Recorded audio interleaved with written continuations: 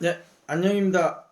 안녕하십니까. 링컨 선생님입니다. 지금 한 시간이 8시 반쯤 됐는데, 아까 이제 7시에 영상 하나 찍고, 그 다음에 조금, 우리 외고 다니는 딸하고 얘기도 좀 하고, 그 다음에 둘째 딸하고도 이제 그림 그리는 우리 둘째 딸하고도 얘기 좀 하고, 와이프한테 제가 조금 짜증을 냈네요. 요즘 코로나 때문에,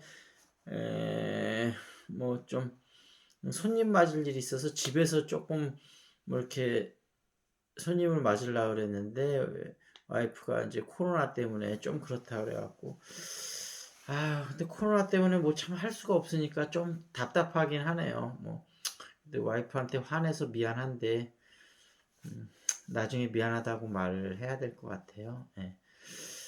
그리고 일단 이제 제가 호주에서 이제 뭐 공부하면서 뭐 한 몇 년 있었고 또 이제 교육 사업 한다고 필리핀에서 몇 년 있고 그랬는데 어쨌든 그때 경험담을 좀 얘기를 해드리면서 좀 재밌는 얘기도 좀 풀어드리고 이러면서 문화의 차이라든지 그런 거를 얘기하면서 영어 공부에 또 도움이 좀 될 수 있도록 그렇게 얘기를 좀 해드리려고 하는데 오늘은 이제 좀 재미난 얘기를 하나 하려고 그러는데, 보이프렌드, 걸프렌드에 대해서, 되는 거에 대해서 얘기를 좀 드리려고 하는데, 음, 외국에 아마 그 어학연수나 유학 가신 분들은 잘 알 거예요. 아마 호주도 그렇고, 다른 나라도 비슷할 거라고 생각이 되는데, 한국 남자애들은 어느 나라 여자애들하고 제일 커플이 많이 될까요?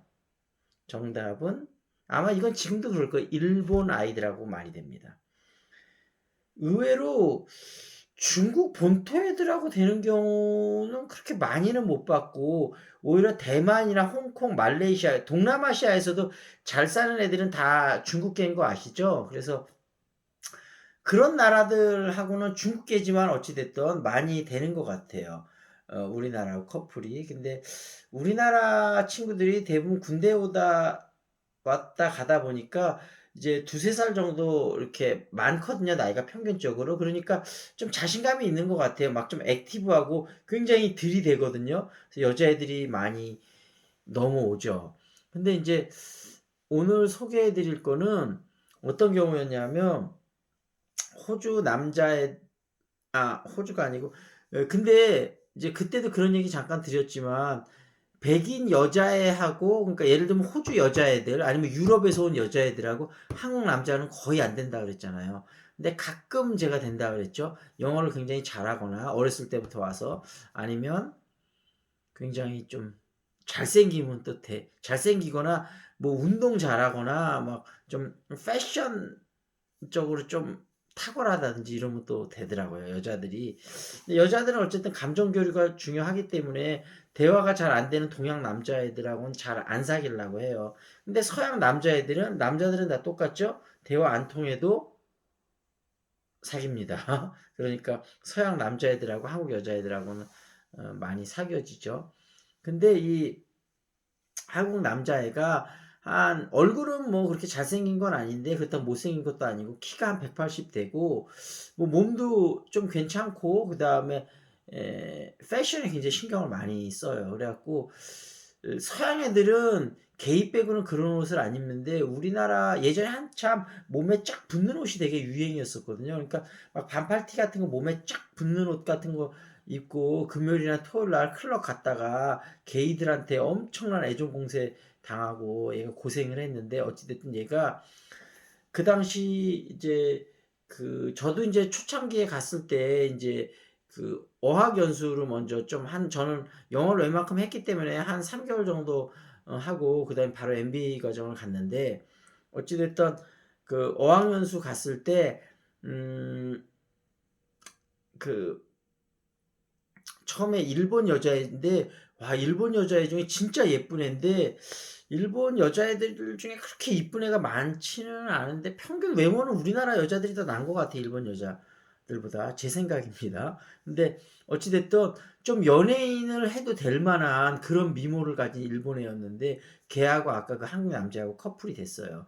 근데 문제는 이 여자애가 한 달 있다가 시드니로 떠나려는 계획이 미리 있었던 거예요. 근데 이렇게 사귀게 됐으니까 여기 있을 수도 있는데 그냥 시드니로 떠나더라고요. 근데 문제는 이 여자가 시드니로 떠나고 나서 어 그 그 같은 클래스에 있는 클래스메이트 중에 다른 일본에 근데 얘 못지않은 또 미모를 가진 애가 하나 더 있었어요. 근데 얘는 심지어 키까지 커. 얘는 키는 좀 작고 굉장히 귀여운 스타일로 생겼는데 에 이 여자는 키까지 크고 예쁜 거죠. 그러니까 뭐 저가 나이가 있어서 옛날에 뭐 비유하자면 예를 들면 이 먼저 간 애는 좀 최진실을 같다면 얘는 고현정 같은 그런 스타일인 거죠. 근데 어찌 됐든 얘하고 한 달을 동거를 같이 했어요. 근데 일본 애가 시드니로 가고 얘하고 또 동거를 하는 거예요.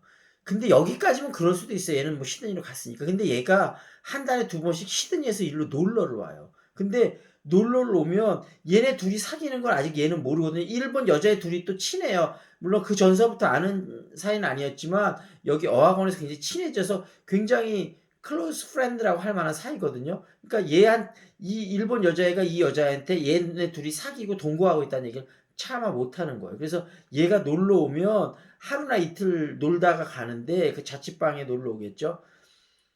얘가 얘랑 잘 수 있도록 자리를 비껴주는 거예요. 근데 그 당시 한국 애들 사이에서도 이게 화제가 됐었는데 저는 둘 다 이해를 못 하겠는 거예요. 얘는 모르니까 그렇다 치는데 이 일본 여자애 이 이틀 동안 자기 남자친구를 다시 빌려주는 것도 이해를 못하고 빌려준다고 해서 또 같이 얘랑도 잤다 얘랑도 잤다 이 남자애도 이해를 못하겠고 저는 솔직히 한국 남자애도 이해 못하고 이 일본 여자애도 이해 못하겠더래. 나중에 이 애가 그 사실을 나중에 결국 알게 됐어요. 너무 충격을 받아갖고 물론 이 일본 여자애 둘의 관계도 끊어지고 그 다음서부터는 시드니에서 안 내려오더라고요. 근데 얘들은 계속 같이 살았어요.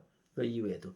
그래서 어찌 됐든 우리가 서양 문화 남녀 뭐 결혼하기 전에는 자유롭게 같이 뭐 live together 하는데 그래도 기본적으로 지킬 건 지키자. 이거는 아니잖아요. 그래서 이렇게 되면 안 될 것 같고 그다음에 그 호주에 있을 때 이제 예를 들면 8명이 있는 게 커티지라거든. 방이 8개가 있고 샤워 시설이 한 3개 정도 있고 공용 부엌이 있고 이러는데 웃기는 거는 여자들이나 남자들이나 보통 샤워하고 나서 수건으로 가리는 경우도 있는데 그냥 나체로 물론 가까운 거리긴 한데 샤워장에서 자기 방까지 나체로 가는 경우가 굉장히 많은데 다른 방 애들하고 중간에 마주치잖아요.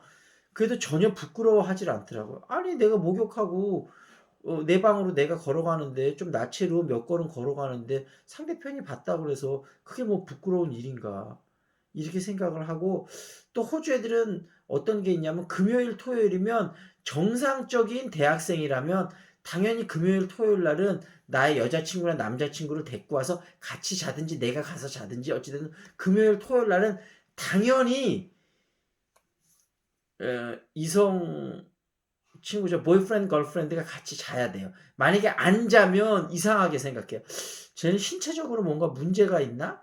아니면 게이나 레즈비언인가? 물론 한 달 두 달은 뭐 기존에 지냈던 사람하고 헤어져서 브로크업 해갖고 그럴 수도 있죠. 근데 한 달 두 달이 지나면 다시 생겨서 자연스럽게 건강한 젊은 성인이라면 항상 파트너가 있어야 되고 그렇게 금요일 토요일 날은 같이 즐겨야 되는 거죠. 그렇지 않으면 그러니까 동양 애들이 그렇지 않은 거에 대해서 좀 이상하다 이렇게 생각을 해요.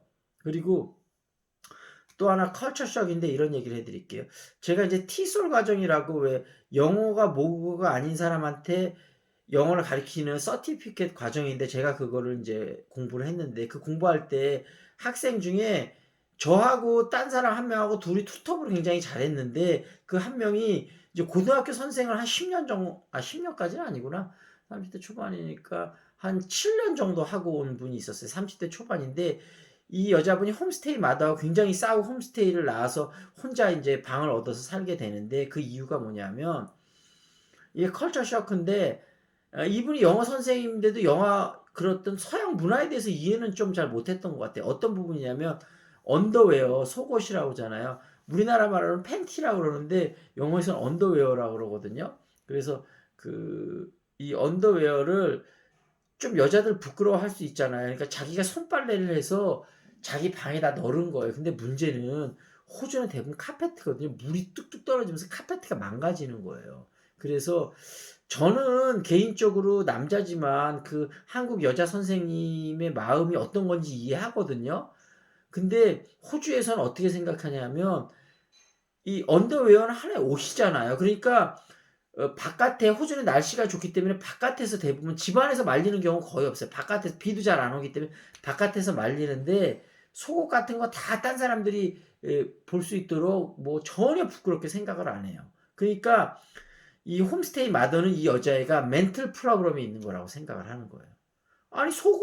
옷인데 내 옷을 예를 들면 우리 겉옷 딴 사람이 본다고 부끄러워하지 않잖아요. 속옷도 겉옷하고 똑같은 거죠. 부끄러워할 일이 전혀 없는 거죠. 근데 부끄러워하니까 이상하게 생각하는 거야. 얘는 정신적인 문제가 있는 애다 하고 막 얘를 엄청 공격하는 거야. 멘털 프로블럼이 있다고. 사실은 저희도 처음에 한 달 있으면서 그런 문화 차이 때문에 결국 한 달만 홈스테이 하고 나오게 되거든요. 그러니까 동양 문화를 제가 한번 이런 얘기 드려볼게요. 뭐냐면 아침에 이 집은 시리얼만 먹어요. 근데 시리얼만 먹으니까 너무 배가 고픈 거예요. 제가 그때 한 만 30세 정도 됐을 때인데 결혼하고 갔는데 그래서 제가 홈스테이 마더한테 얘기했어요. 우리는 계란을 좀 후라이를 해 먹고 싶다. 토스트라면서 계란 같은 거 아무것도 안 먹으니까 속이 너무 허하다. 그래서 계란을 우리가 사 갖고 와서 하겠다. 근데 홈스테이 마더가 한마디로 딱 거절하는 거예요. 그래서 그 이유가 뭐라고 그러는지 아세요? 저는 그게 아직도 잊혀지지가 않는데 배가 고픈 건 네가 배가 고픈 건지 우리가 배고픈 거 아니지 않냐. 네가 배고픈 거면 네 돈 주고 네가 가서 간식 시간에 그 어학원 가서 사 먹으면 되지. 왜 우리 아침에 계란 후라이를 하면 또 뭐 닦아야 되고 후라이팬 우리가 다 닦겠다. 그래도 안 된대요, 자기네는. 우리 집 룰이 있는데 그 룰에 아침에는 불을 쓰는 요리는 안 된다는 거야. 토스트는 토스트 기계가잖아요. 토스트 기계가에서 잼 발라 먹고 시리얼 먹고 딱 이것만 먹는 게 우리 규칙이지 아침에 번거롭게 하면 안 된다는 거예요. 그래서 한편으로 이해는 하면서 야 배고픈 학생들 마음을 우리가 우리 돈 갖고 사갖고 와서 부쳐 먹고 청소까지도 깨끗하게 다 해놓겠다는데 그거 이해 못하나? 내가 홈스테이 파더면 아마 허락했을 것 같은데 그게 문화 차이예요. 그러니까 철저하게 개인주의라 나한테 손해되는 건 절대 안 하는 거죠. 그게 서양 문화인 거죠.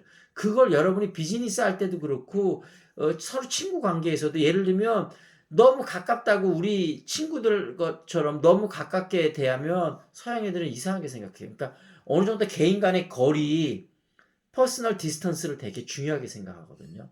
그래서 이 문화 차이를 꼭 이해를 하고 계셔야 돼요. 그래서 요거를 말씀드렸고 네이티브 쉬운 영어로 말한다. 오늘은 I get it, I got it 그런데 I get it보다 I got it을 훨씬 많이 쓰고 You got it? You got it. You got it? Got it. 이런 식으로 많이 쓰거든요. 진짜 많이 써요, 이 표현은.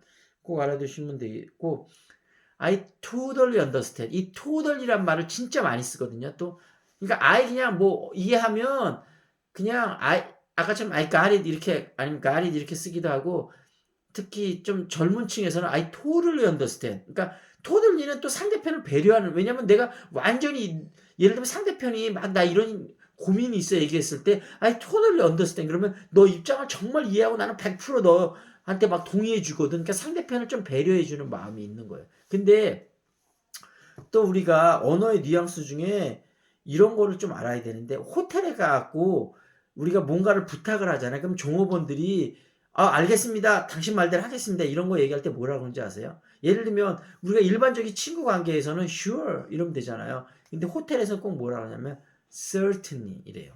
이게 훨씬 똑같은 말인데 격식이 있는 말이거든요. 그러니까 격식이 있는 자리에서는 예를 들면 상사가 뭐를 명령했다. 근데 직장에서 보통 sure 이렇게 얘기해도 돼요. 근데 가끔은 농담식으로 certainly 이러면 상사가 기분 좋아해요. 굉장히 격식 차린 말이거든요. 그러니까 네, 잘 알아서 받들어 모시겠습니다. 딱 이런 뜻인 거죠. 그래서 그런 미묘한 영화의 뉘앙스를 아는 게 그게 리얼 잉글리시죠. 그래서 그 얘기하니까 그 유튜브에서 김교포 나와서 굉장히 재밌고 유용한 표현이 많더라고요. 유튜브에서 김교포 찾아서 동영상 좀 보시면 재미있으실 것 같아요. 그리고 제가 왜 바나나 잉글리시 거기서 그 둘이 데이트하는 거 거기서도 굉장히 재밌는 코드가 많고 문화적인 코드가 많다고 그랬잖아요. 그래서 시간 나는 대로 그것도 좀 얘기를 해 드릴 테고 그다음에 저희가 그 하여튼 조만간 오픈한다고 그랬잖아요. 1 주나 2주 후에 션하고 같이 하는 줌마 영어. 줌마 영어 치시면 지금도 줌마 영어 동영상이 꽤 많이 올라와 있으니까 동영상도 좀 보시고 그다음에 줌마 영어 홈페이지 오시면 꼭 방문하셔야 됩니다. 네. 그럼 링컨 선생님이었습니다.